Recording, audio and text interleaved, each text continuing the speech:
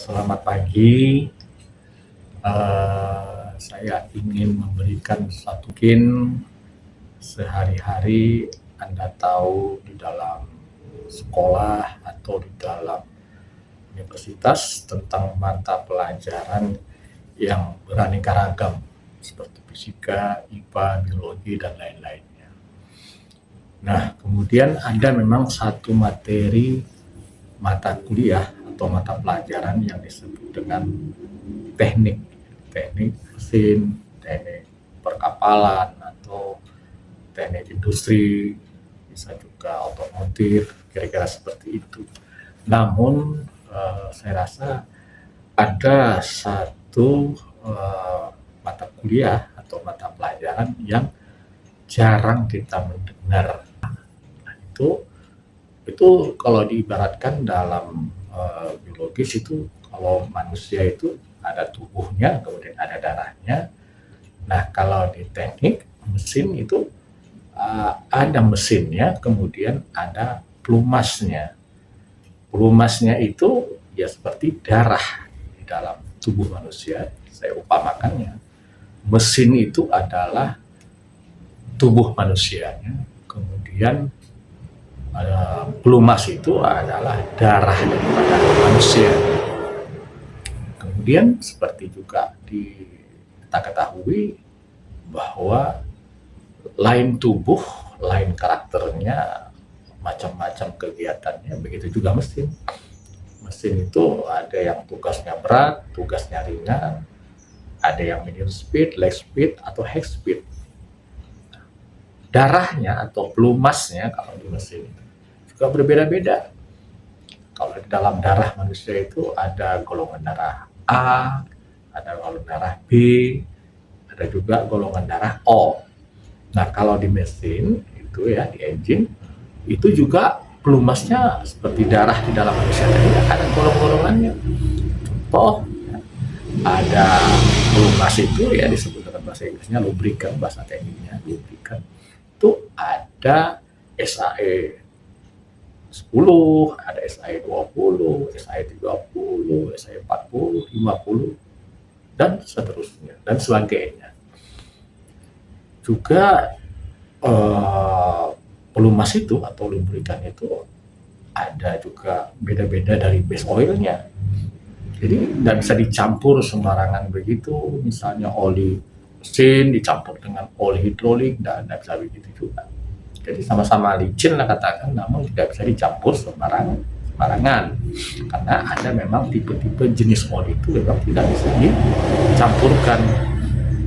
Jadi kalau boleh ya bicara tentang pelumas itu, ialah bahwa pelumas itu terdiri dari base oil dan additive. Jadi kalau ada pelumas itu terdiri dari base oil dan additive, itu dasarnya. Kemudian di dalam base oil itu ada 5 grup dari base oil itu. Kemudian ada di additive itu lebih kurang ada 9 additive. Nah, grup base oil ini dan additive ini bisa disenyawakan atau dicampur sesuai dengan keperluannya, maka terjadilah suatu pelumas. Apakah itu pelumas mesin, apakah itu pelumas hidrolik, kompresor, gearbox, dan lain-lain sebagainya. Nah, untuk itu kita akan coba nanti berikutnya menguraikan, menjelaskan sebagai mata kuliah tambahan atau mata pelajaran tambahan yang mungkin kita tidak dapatkan dalam suatu mata kuliah atau mata pelajaran yang sifatnya khusus atau spesialistis, yang mungkin kita sebut dengan mata pelajaran atau perkuliahan co-curricular. Nah, di sini saya ingin mensajikan bahwasanya di dalam kehidupan sehari-hari kita tidak lepas dengan kehidupan untuk berniaga, berusaha selalu menggunakan mesin. Mesin apakah itu? Mesin mobil, mesin industri, mesin komersil ya, pengangkutan atau juga perkapalan. Itu setiap hari. Untuk menjaga kesinambungan itulah kita harus menjaga kesehatan mesin-mesin equipment tersebut ya, agar bisa dipergunakan berkesinambungan dan tidak menimbulkan masalah di saat perjalanan daripada kesehatan mesin itu sendiri. Karena kalau terjadi kesalahan atau terjadi kerusakan dari kesehatan mesin itu sendiri, kita bisa terhambat dalam bisnis atau dalam suatu industri pekerjaan.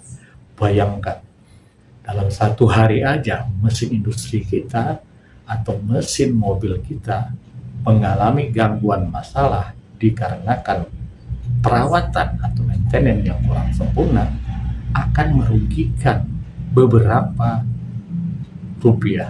Contoh, dalam satu industri, kalau perusahaan itu membutuhkan usaha 1 ton atau 10 ton per hari dalam usaha industri menggunakan mesin, apabila satu hari mogok itu mesin bermasalah, katakan kesehatan terganggu sehingga tidak bisa bekerja dengan baik atau lockdown, maka 1 ton atau 10 ton pekerjaan tidak akan terlaksana.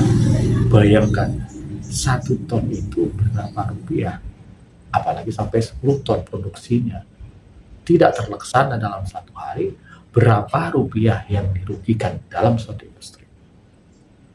Nah, kalau dalam otomotif, mobil misalnya, dalam satu hari pembisnis ataupun pengusaha dengan menggunakan mobil mereka akan bertemu suatu klien atau rekan bisnis, terjadi kerusakan, terjadi hambatan dikarenakan kurang maintenance, kurang perawatan dari pelumas atau darah daripada mesin itu terganggu, terjadi kerusakan di jalan sehingga mereka tidak tepat waktu atau tidak dapat mengejar pertemuan yang akan dilaksanakan suatu bisnis, maka mereka akan terkendala. Bahkan bisnis mereka bisa menjadi batal. Bayangkan berapa banyak rupiah kerugian dari pertemuan tersebut tidak terlaksana. Kelihatannya memang biasa-biasa saja, tapi bagi pengusaha ataupun pebisnis ataupun suatu pekerja, dalam satu hari terlambatan bahkan ke kerusakan mesin sehingga mereka tidak sampai kepada tujuan, akhirnya mereka merugi dalam beberapa rupiah dalam satu hari. Bayangkan kalau itu bisa sering terjadi, berapa banyak rupiah yang akan terbuang. Mungkin kita pernah dengar kalimat time is money, waktu itu adalah uang.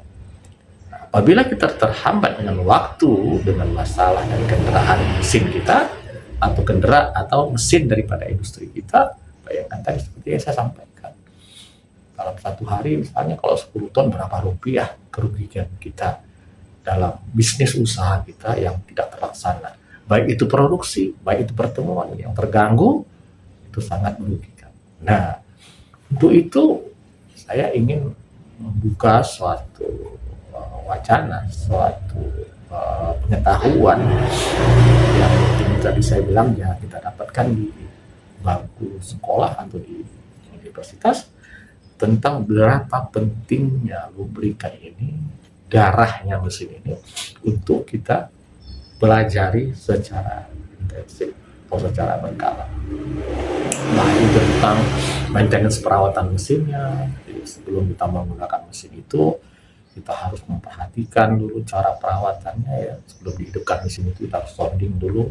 Sounding itu cek dulu dia punya pelumasnya sejauh mana keadaan daripada warnanya, kekentalannya ya, disebut dengan viskositas, atau dengan volume isinya, karena pelumas itu bisa saja menyusut, bisa saja mengental, atau sebaliknya bisa saja bermasalah dengan adanya kontaminasi, debu, kotoran dan lain-lain. Itulah gunanya kita sebelum menghidupkan mesin, kita harus cek dulu apa-apa yang di dalam itu bisa terjadi.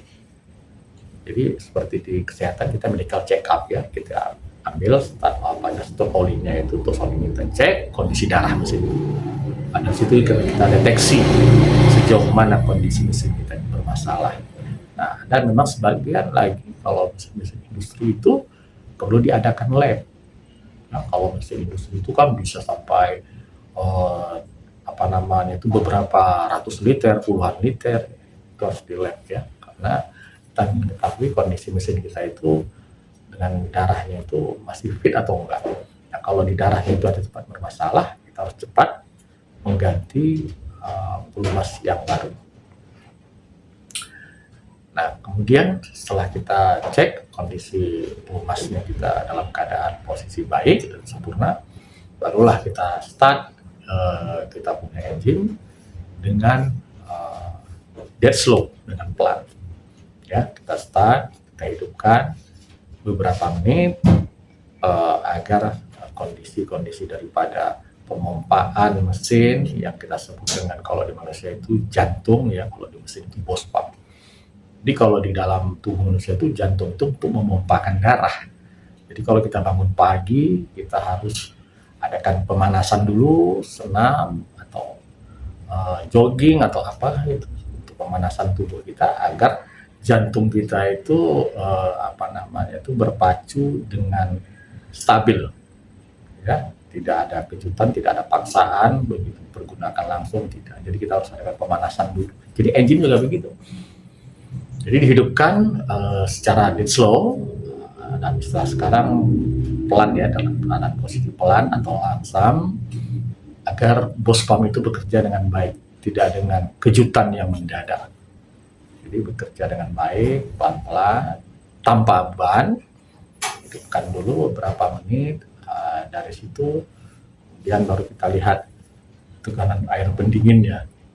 Jadi di dalam mesin itu ada 3 dalam kontribusi mesin itu bisa menyala. Pertama bahan bakar, yang kedua lubrikan pelumasnya ya, yang saya sebut dari darahnya mesin, kemudian yang ketiga pendingin, sistem pendingin.